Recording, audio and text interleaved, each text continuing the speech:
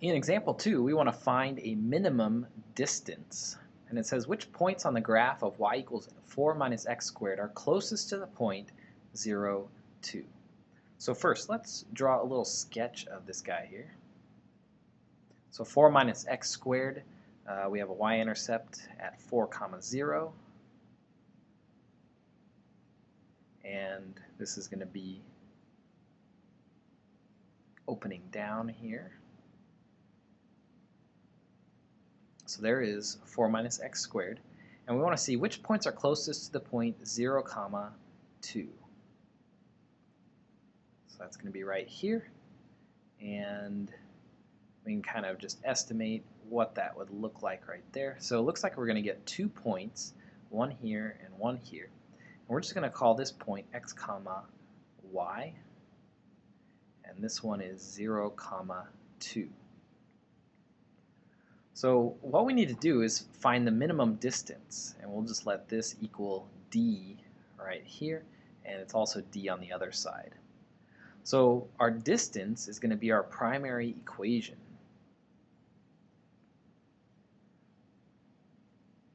So the distance, we'll use the distance formula here.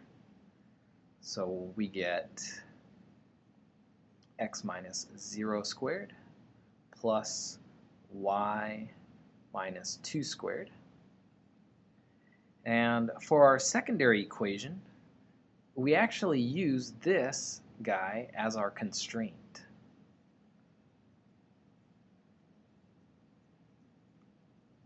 Because we know that y has to equal 4 minus x squared. So for our secondary equation,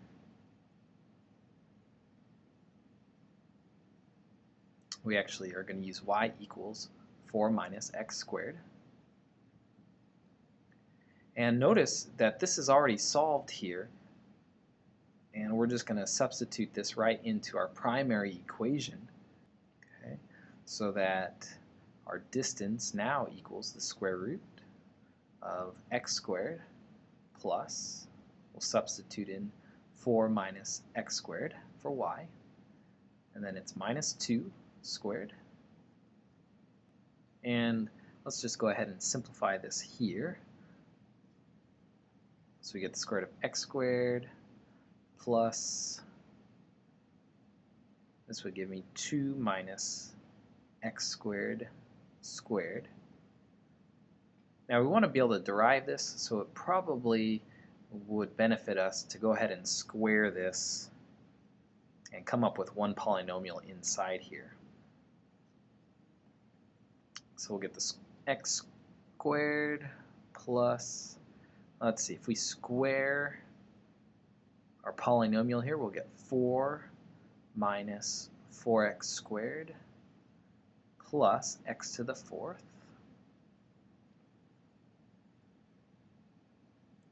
And now we can combine this even more. And so we'll get x to the 4th minus 3x squared plus 4. So there's our distance, and again, that's our primary equation in one variable.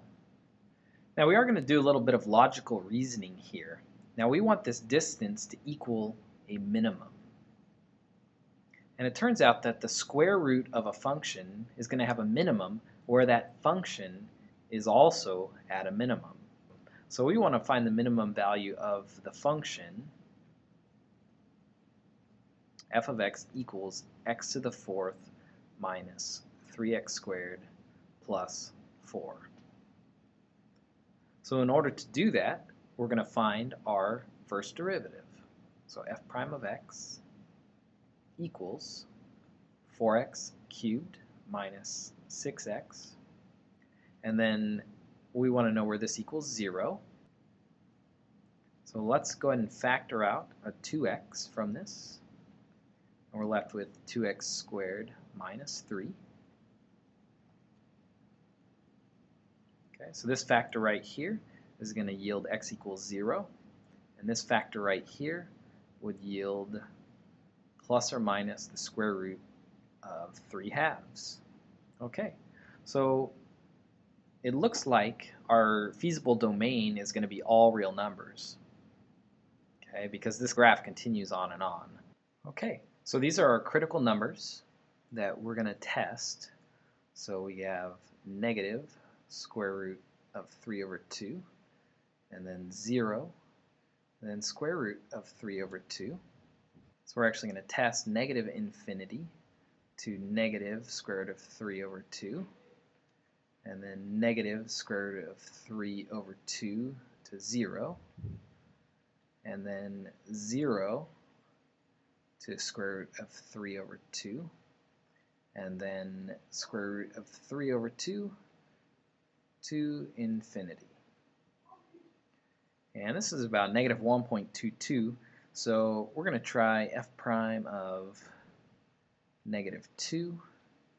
We'll try f prime of negative 1, f prime of 1, and f prime of 2. And so we're going to go ahead and plug these back into our derivative, which is right here.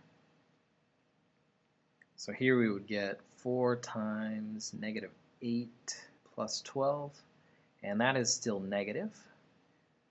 Okay. Here we would get 4 times negative 1 plus 6, and that is positive. Here we would get 4 times, let's see, 1 minus 6, so now we have a negative. And here at 2, we would get 4 times 8 minus 12, which is positive. So if we go from minus, so that's decreasing, to increasing, so this is actually a minimum value here at negative square root of 3 over 2, comma. We'll have to find that. This would give us our maximum because it's increasing to decreasing, and we're only concerned with our minimums. Okay, so this was our max. And then here we also get a minimum because it's decreasing to increasing, so minimum is going to happen here at square root of 3 over 2. Okay, and we do want to know which point on the graph is closest. So if we plug negative root 3 over 2 back into our primary equation, we could find out how far away these were, but we want to know the points. So in this case, we're actually going to plug them back into the secondary equation to figure out which points we're going to get. And so if we plug in square root of 3 over 2 here, okay, we're going to get 4 minus the square root of 3 over 2 squared, which is 4 minus 3 over 2. So this is really 2.5.